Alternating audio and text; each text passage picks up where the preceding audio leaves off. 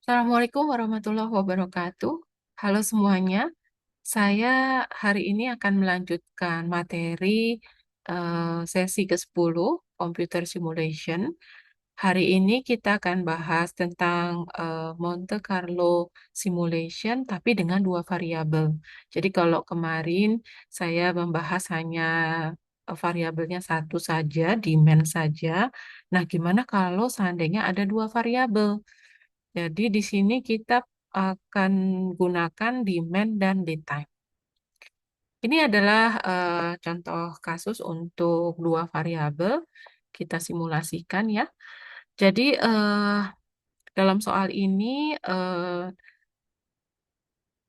jadi Simpkins Hardware Store ini akan menjual drill elektrik drill ya, more model electric drill. Kemudian demand-nya itu beragam, lead time-nya juga. Jadi ada dua variabel demand dan lead time. Mark Simkin want to develop a simulation to test an inventory policy of ordering 10 drills. Jadi dia ordernya 10 drill dengan reorder point 5. Reorder point itu adalah titik di mana kita harus melakukan pembelian ulang.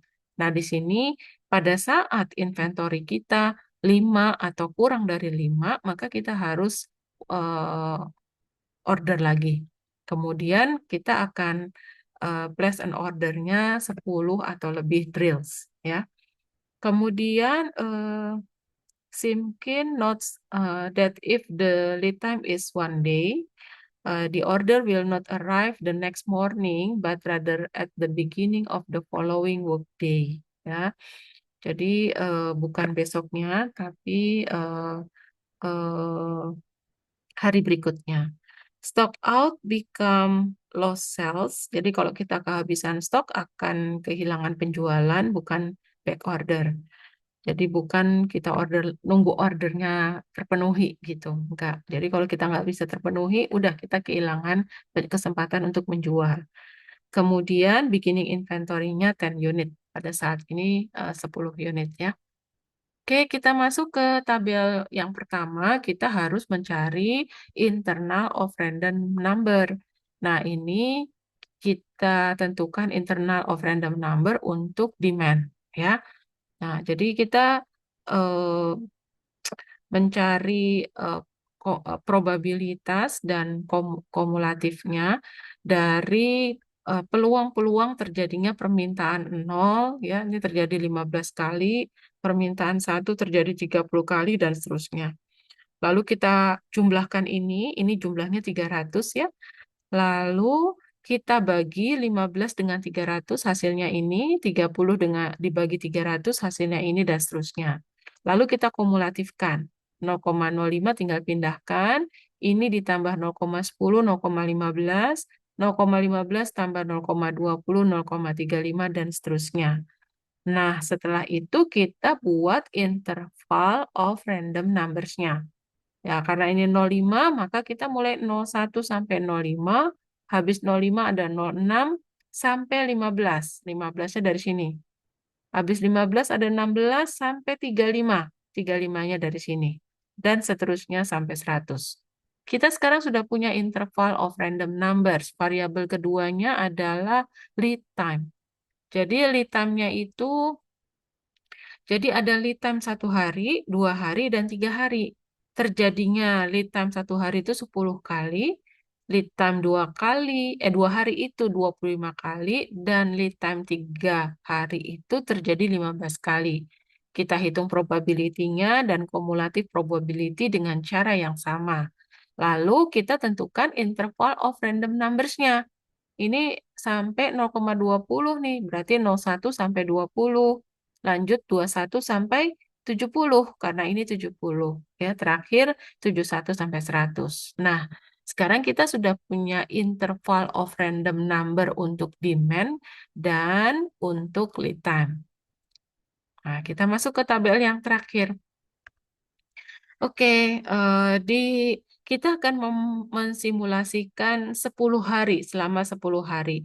Kita ambil random number untuk demand dan nanti random number untuk lead time-nya. Kita bisa pakai tabel F4 yang saya berikan di materi ya, atau kita bisa pakai sama dengan di Excel ya, sama dengan run buka kurung, tutup kurung, enter, kemudian Anda tarik aja ke bawah sampai 10 hari. Oke, beginning inventory tadi di soal 10 unit ya. Random number 06 itu untuk demand 1. Nah, kita lihat di sini ya. Kalau Anda lupa takutnya. Nah, 06 sorry, 06 itu di sini berarti dia 1 demand for S drill-nya. Jadi kita masukkan angkanya di sini 1. Nah, demand 1 ini kita penuhi dari inventory kita yang 10. Jadi sekarang inventory kita tinggal 9. Kita nggak kehilangan penjualan dan kita nggak perlu order lagi karena ending inventory kita masih 9. Eh, Persediaan akhir hari ini akan menjadi persediaan awal besok. Berarti yang 9 ini akan menjadi persediaan awal di hari kedua. Ya. Random numbernya 63. Kita lihat 63 itu posisinya di sini. Berarti permintaannya 3. Oke, kita masukkan sini angka 3. 9 dikurang 3 sama dengan 6. Ya, kita nggak ada load cells karena bisa dipenuhi, nggak ada order juga karena inventory kita masih 6. Tadi batasnya 5 ya, reorder point. 6 ending inventory ini akan menjadi persediaan awal di hari ketiga. Ya, 6-nya pindahin sini. Kemudian random number-nya 57. 57 juga di sini berarti demand S drill-nya 3. Ya, kita masukkan 3. Nah, 6 dikurang 3 sama dengan 3.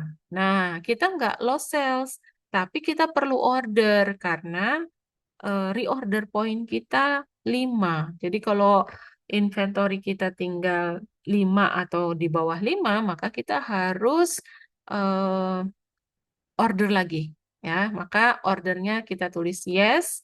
Kita ambil random number pakai sama dengan run saja. Nah, ternyata keluar angka 02 misalnya. 02 itu berarti posisinya di sini lead time-nya 1. Ya. Nah, lead time-nya 1. Terus ingat tadi yang di soal. Nah, ini. Ya. Jadi kalau lead time-nya 1, the order will not arrive the next morning, but rather at the beginning of the following workday. Ya, jadi bukan datang besoknya. Ya, 1 bukan di sini naruhnya, ya, 10 ini, tapi di sini. Oke, ending inventory kita 3, maka 3-nya pindahkan ke sini.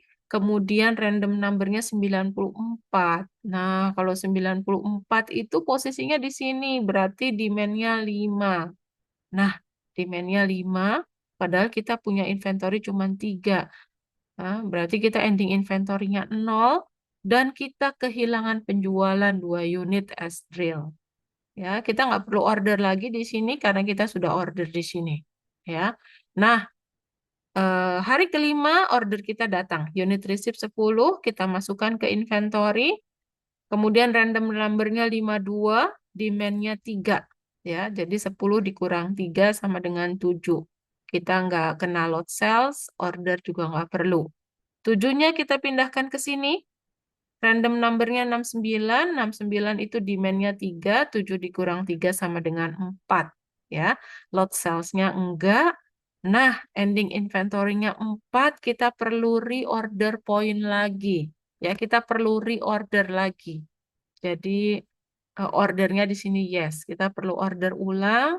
Random numbernya 33. Kalau 33, 2 hari. Nah, ya, kapan nih kalau lead time-nya 2 hari, dia akan unit receive-nya di mana?